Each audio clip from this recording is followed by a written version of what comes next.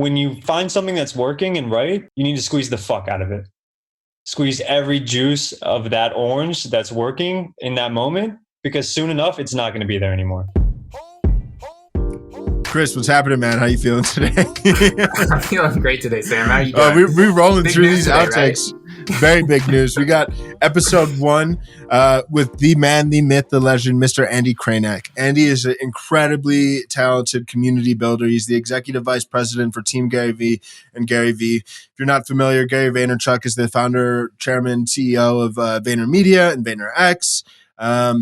VaynerMedia itself is a very large ad agency and marketing agency. VaynerX essentially represents a portfolio of different companies, from owned media and digital media properties like 137PM and PureWow to a sports agency, talent agency, the list goes on. I think what's fascinating is that Gary V's personal brand, over the course of the past 5-10 years, has undergone massive growth, and his own personal brand has largely become the marketing engine for the agency. And beyond that, his personal brand, he's always used it as a petri dish towards identifying different tactics and different ways that different brands can actually be super proactive in growing communities online. And Andy has always been kind of, to some extent, a bit of the Wizard of Oz, helping run Gary's personal brand team, which kind of wavers, but has literally been around 20, 30 person plus team itself. So I think Andy has incredible experience when it comes to creative ways to listen to your audience online and use that to inform your strategy, how to come up with content ideas that will actually translate into building community amongst your brand's target audience. Different tactics, different principles. I think it was really cool to get him see him as a master at work, having worked at Vayner Talent, where we was kind of replicating what Andy and Team Gary V were doing for Gary's personal brand and applying it to other talent, other entrepreneurs. So really excited about this episode. What stood out to you, Chris? Yeah, I mean, I have to say, you brought up your past experience working at Vayner. These guys hustle. My agency has worked with VaynerMedia, done a lot of stuff with Gary directly, with a lot of the brand building exercises that they've been doing in different divisions. And it's just like hustle, hustle, hustle. It's super impressive to see these guys going. They're always testing things out. They're always pushing out content. There's no challenge too great. So it's going to be really exciting for a lot of people who are less familiar with Gary and his tactics to, hear what Andy has to say. And, I'm really excited to dive in. Well, let's get to it. Without any further ado, Mr. Andy Krainak.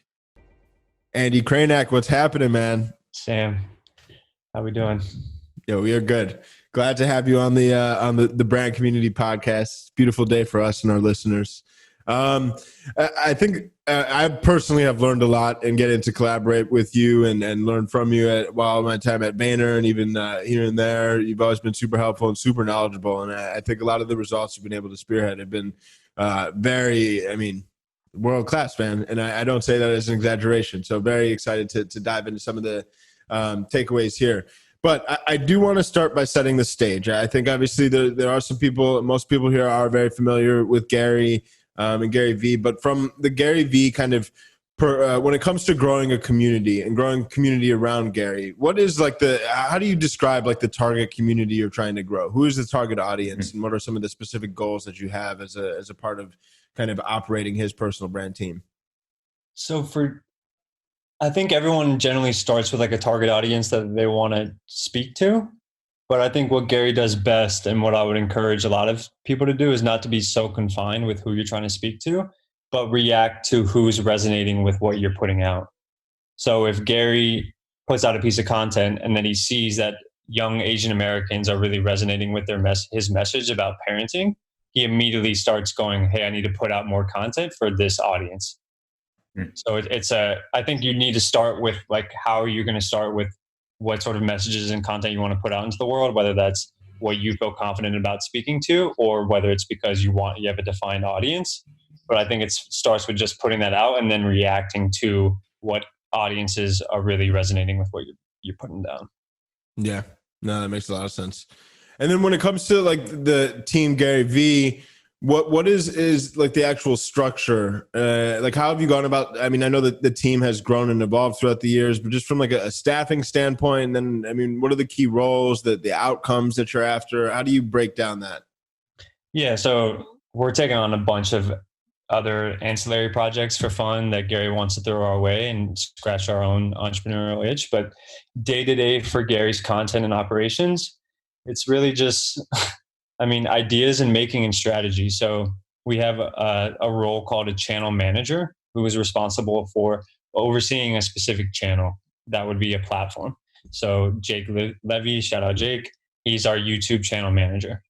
He's responsible for knowing the ins and outs of YouTube's backend, their analytics, how we think about optimizing YouTube videos, how we think about our titles, how we think about our thumbnails.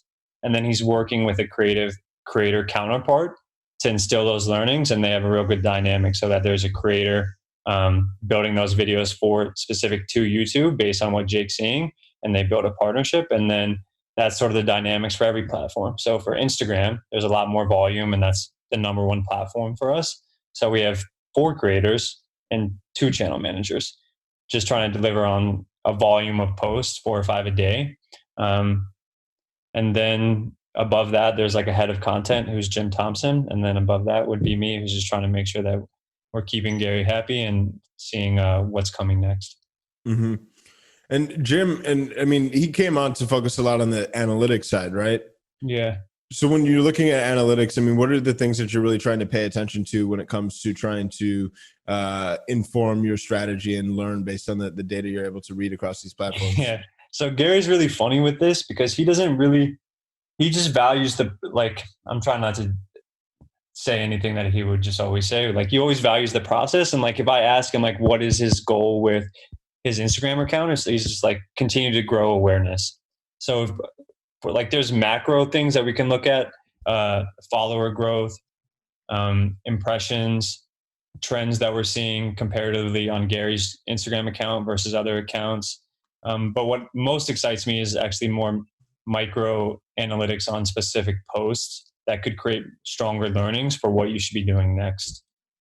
Yeah, that makes a lot of sense. I got a question. So, you guys have been at it for years. What would you say have been like some of the bigger lessons that you've learned? Like, how have things changed? How have you adapted? Aside from just kind of the changing nature of the social platforms, are there any big takeaways that some insights and they could glean in terms of how to be able to pivot, for example, really quickly? Yeah, I've learned a lot. And like, if I confine it to like a brand and how they could pivot, I would say like the biggest lesson is exactly that. Honestly, I think too many brands are caught into that it needs to be a certain thing because they were bought into that plan versus changing in a second's notice because nobody actually really cares. A good example of this in my world would be Gary. We had an idea for Ask Gary V. He has guests on Ask Gary V was an individual show with just Gary. Then he started bringing on guests. So over the last 3 years, it was really guest centric, where there wouldn't be an Ask Gary V without guests. A lot of the feedback and sentiment on those podcasts and episodes were like, Gary, you're interrupting your guests too much. Because it's really, and that's his best point. He's not a great interviewer. He's a great solo man show. Ask him a question, he's going to give you a fire answer. Have Ray Dalio on, it's going to be a different sort of dynamic. So we brought this to him. We did this whole brainstorming session. We spent all this time coming up with this new show called Interrupted by Gary V. We came up with different, a brand template, all these things. We put real work behind launching this new show, Interrupted by Gary V. We did one episode and Gary said he didn't like it anymore, and we stopped doing it. And I think very few people would be as not romantic about their idea and their process as Gary to immediately after doing one, just saying, no, that's not right. And I think in there, that's really the day to day of why I love my job, but also why it's really difficult.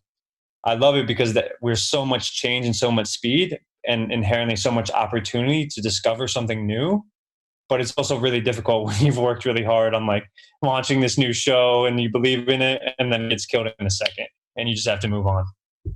Yeah. Sounds like a roller coaster, startup life. In that same vein too, when it comes to the overarching principles, I mean, that in and of itself is an overarching principle, not being too romantic, willing to test things and pivot quickly. What have been some of the other most impactful elements or principles of the team and of the strategy you've deployed that have led to such a massive and engaged community? I mean, it really comes down to listening, reacting to the audiences and the platforms. I would say like two things. One is when you find something that's working and right, you need to squeeze the fuck out of it. Squeeze every juice of that orange that's working in that moment, because soon enough, it's not going to be there anymore. Mm-hmm. Gary talks a lot about it, but like Facebook ads 3 years ago, literally, I knew Facebook ads at such a high level compared to the market. I think I lost an opportunity there. I think like IG Reels right now, it's still testing the waters and all that, but there is going to be a moment in the next 3 months with whatever brand can really hack a format that's working on IG Reels will exponentially grow their brand. So squeezing it once you have it. And then I think the biggest learning that I'm going through over the last year and a half is just the power and meritocracy of ideas. Gary talks a lot about putting out all this content and reacting. And I think inherently there's actually a lot of shitty ideas and shitty creative. And every creative can do it technically, like they can make the video or the image, but how strong is the idea behind that creative?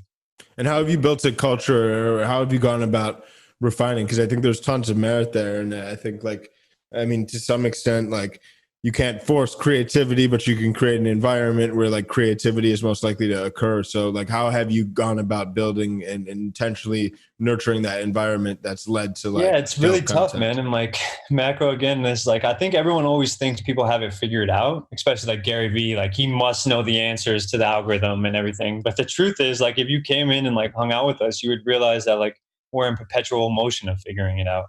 And the dichotomies of a team and stuff in that environment can change dramatically by adding one person or removing one person.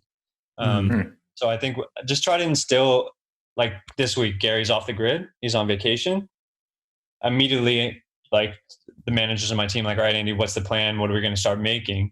And I just paused because I was looking at what we were making, all this stuff. I was like, actually, we just need to come up with ideas. I think it'd be a lot more beneficial for everyone to just have 2 days to think about if they can make anything for their said platform. What would they make? So I think it's just trying to, it's everyone has different it's trying to create serendipity for creativity too, Creative is like you have receptors that 1 + 1 can equal 5 if you're bouncing ideas and having good brainstorms. Yeah, 1,000%. That's cool.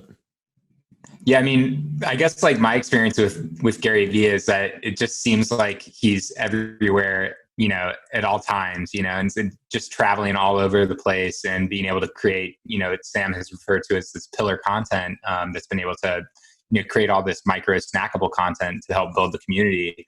How has, the effects of the global pandemic affected how you guys have approached certain aspects of your strategy from a content perspective? That's a great question. I mean, it started with Gary, like the pandemic hit, lockdown hit. Okay, no Davey V, no filming. And then one day he's just like, hey, I'm going to start the show Tea with Gary V, which then became our pillar content. It's been good. It's cool to see. He's definitely impacting people's lives. He's had people break down in tears talking about certain anxieties that they're overcoming and all that. But the footage just isn't, it's different. It's live streaming on Zoom. So we still have a pillar piece of content that we're pulling from, but we're trying to dive more into Gary's historical content. So thankfully we've been filming him for 8 years now, and we actually have a search engine. So a good example was Twitter came out with Twitter audio. So you can actually do voice memos on Twitter. This was a product update that I think happened maybe like a month and a half ago. Gary was asking Twitter to do this 5 years ago. He loves it because it saves him time, but also it adds a layer of authenticity so that instead of Gary responding to your tweet saying like, thanks for the comment, Danny, he says it on his voice, which has a harder, like a bigger impact emotionally if you're a fan. Anyways, Twitter audio comes out as a product. He texts the team, I talked about this before, find it. I go to his search engine, I type in Twitter audio, bang. there's 5 different moments Gary said this. Now we have a really cool, interesting piece of creative because we'll take Gary talking about it today for 2 seconds, flash back to when he was talking about it 4 years ago, and he looks very smart, historically correct, and a strong. Yeah. That's sick. That's cool. It's amazing. When it comes to like on the distribution side, well, let's dive in there too, because I mean, just you mentioned and spoke to a really valuable point of just him replying to people and being intentional about nurturing that connection with the audience. I think when building a community, it's like it's so easy to default to just treating it like a megaphone and pushing content out rather than not only nurturing the connection with those individuals, replying to them, ensuring they're engaged and building that connection, but then also creating a community amongst fans. So how do you think about that when it comes to building a thriving community, like to the true definition of the word, rather than just leaning into the megaphone? It's something I've been thinking a lot about this week, actually, talking to some bigger Fortune 100 brands and things of that nature. Online platforms in a community is a living, breathing thing. And when you don't have someone dedicated to that living, breathing thing and like looking and analyzing at the signals, you're not going to have a community. You're just going to have a place where you push out things in a megaphone versus a two-way street of like, hey, I put this out. What do you guys think about it? Okay, now I'm putting this out for you guys again. You know, it's community centered around value. So how as a brand or a personal brand or an oven or whatever the case may be, what are you providing that creates a community in the first place? And it could just be like a crazy, amazing product that inherently people want to build a community around. But I think it's like a combination of a two-way street, creating that, and then having someone who's really in the center of it, and that's their main role. Mm-hmm. There's so much opportunity to get feedback from your communities. Like if you think about Instagram stories, right? You can ask 15 different questions that would lead to insights that would create better content. Like, what should I title this video? Or are you afraid of other people's opinions? Do a poll. 88% say yes. That title of 88% of my community is afraid of other people's opinions would be a really good title. Right. Because it's catchy and it's already, but two, it's also true, and it's true to the people that you're trying to speak to in the first place. Yeah, 1,000%. I actually got a question. So, you brought this up with like the voice memos and things like that, and authenticity, and making sure that you're communicating back and forth with the living and breathing, organism that is like the community, right? Especially across social channels. We talk to a lot of startups that are, like emerging CPG brands, for example, and a lot of them have understood that community is very important. So they have dedicated community managers. But I guess like as you grow as a brand, inevitably it's going to be really hard to scale that, that authentic one-to-one conversation or, back and forth that you can create. So are there, any good insights or tools even that you guys have used on your end that can, allow you to be able to like, scale from a conversational perspective? Short answer is no. I think though this is not really answering your question, but I think Twitter search is super underutilized. I think Twitter search as an insights tool, or like for Gary specific, right? He's getting tons of comments everywhere all the time. If I wanted to prioritize a certain subset of people, I'd be like, damn, we really need to attack Gary's podcast and build that community of podcast listeners, because some people don't listen to his podcast at all. They just consume them on Instagram, but we're focused on podcast. I could go to Twitter search, type in @GaryV and podcast. Bang. I have everyone who's tweeted or talked about Gary's podcast ever since Twitter was born. And I could one by one serendipitously tweet them. Yo, thank you so much for talking about Gary's podcast. It would mean a lot to me if you subscribed. I honestly don't really like tools. I think there might be some good ones that help moderate social comments that I think bring in all the comments from different platforms and you can sort of see them. I think there could be some good ones. I'm not sure. But I'd say I don't like tools. I don't like intermediaries between the apps. Facebook and Instagram are so robust now that I don't like the idea of like using a Hootsuite or something of that nature, because it creates friction and I think it eliminates learnings. So I really want my community managers spending their time on Instagram, because I think they might identify or see a white space for something cool. As an example, shout out our good friend Elliot Dunk. I think a version of that is like they wouldn't realize that you could comment a blank space on Instagram if you were using a third party tool. By blank space, I mean like there's an invisible character that you can copy and paste and then paste that as a comment. And then you would see a comment that's literally just blank. Dunk started doing this on a bunch of trending posts and everyone freaked out. They're like, what the fuck is this comment? Where's the comment? It's just like the handle.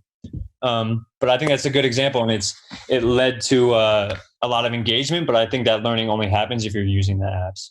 Right. And that's actually a good distribution tool. Like getting your name and logo in front of other people by commenting and trying to build in other communities. Totally. So in that same vein, I mean, you started to mention that as like a distribution hack. Like, I'm curious. Obviously, we want to get like super dialed in, experiment with content, pay attention to user insight and interaction and engagement. But beyond that, like if you're looking to like really hack distribution, and I know creating good content is at the foundation, and that's no easy task. But for a second, let's like take that out of the equation. What are tactics to go about ensuring that you're able to get distribution? I know Gary's gotten to a point where like if that content's hidden different, he's going to get a lot of organic distribution from the algorithm. A smaller profile might not be able, doesn't have that luxury. So in those instances, what are tactics you would recommend to ensure you're able to get in front of your target audience so that way they can become your community? Yeah, like the grind way, no money, is literally like what Gary calls the $1.80 strategy, which is literally just inserting yourself into other communities and hustling your fucking face off and trying to provide value and make a name for yourself. So like if I'm a DJ that's going into every DJ hashtag there is in the world and spending 18 hours a day just trying to fucking comment, and then do it every fucking day. And if you know your shit and you know what you're talking about, people will fucking stick around. But like, again, like your comments are sort of your content. So you need to be able to bring value, and people will be like, oh, I wonder who this is. And they double click in. If I had a little bit of money, I wouldn't give it to Facebook or Instagram. I would give it to Facebook or Instagram pages, because you're going to reach more people. And I would have an at bat or a hot take on what I would want them to post. Those are still two, like I would say, the biggest tried and true with like little or no money, that you could still get a lot more distribution. Totally. And when you're thinking about brands and brand content, like I know you like Team Gary Vee often, like you mentioned, you'll get thrown in different projects. Like when you're coming up with cool content for brands, like how do you go about coming up with quote unquote cool content? So say it's like you guys did work a Swiss campaign. So how are you approaching content there? Okay. How do you apply this? We just did it. We're doing it this week, and I told my team that I want our sawdust to be like a reevaluation of how we try to come up with this cool content for the brand, so that we can really lean into like that creative process. Got you at the right time, bro. Yeah, really. I mean, we try to define cohorts, 4 or 5 people that we're trying to talk to, young dudes in Brooklyn. Build out that profile. What do they look like? How do they talk? Where are they spending their time online? And then 4 or 5 messages. Value, time, whatever the brand ethos are, and then just riff and brainstorm and let 2 ideas merge into one. And then I also think it's also a lot about the templates, right?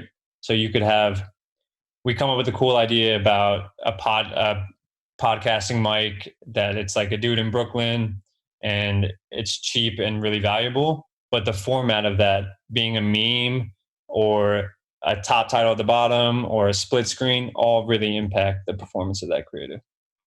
Cohorts message, get a bunch of people in the room, throw ideas on the wall, stick to the ones that you really like, and see what happens.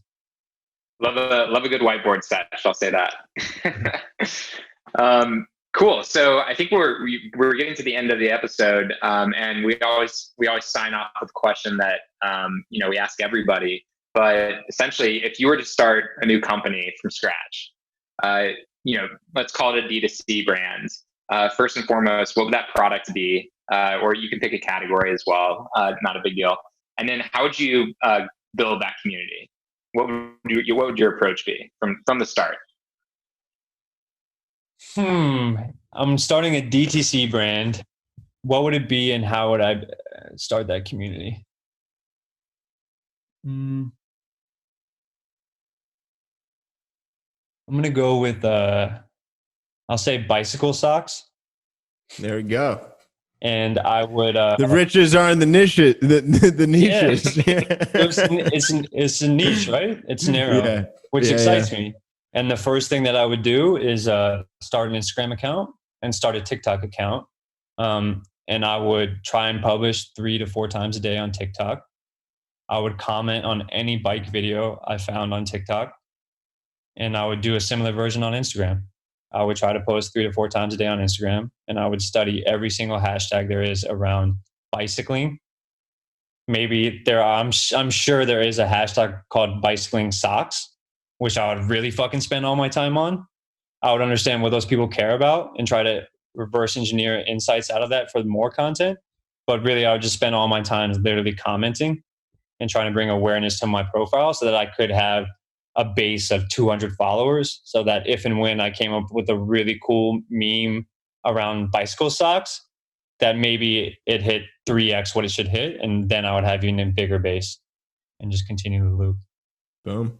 Well, there you have it. I'll be some of the first to be rocking those bike socks, man. I appreciate you so much, man. It's been amazing to see you continue to grow and create impact and test and try all sorts of random fun stuff, man. So keep up the fantastic work, and we really appreciate you coming on the podcast today. I appreciate you guys, man. This was fun. Indeed. We'll catch you in a brand community near you. if you see a DM with bike socks, you know yeah. Yeah, well, what a way to start off the Brand Community Podcast. Such an esteemed guest. And although I may have some sarcasm in my tone, it's the truth, man. I think this dude is constantly experimenting, constantly at the forefront of different tactics that Gary's using within his own personal brand, that Team Gary Vee is using across some of the different some of the other like brands and kind of like special projects that they're working on. And I'm really grateful he was able to really kind of distill that down to some of the core principles, core tactics that have really enabled such kind of truly rapid growth within Gary's personal brand. What stood out to you, Chris? Yeah, I think it's the, try everything. If something isn't working, shut it down approach. You got to stay nimble, always be just, leaning into your audience authentically.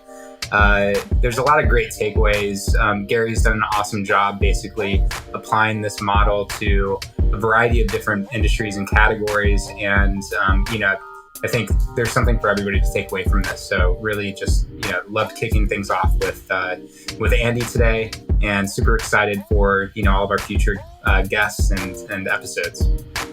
Indeed, 1000%. Well, thank you all for tuning in. We'll be back next week.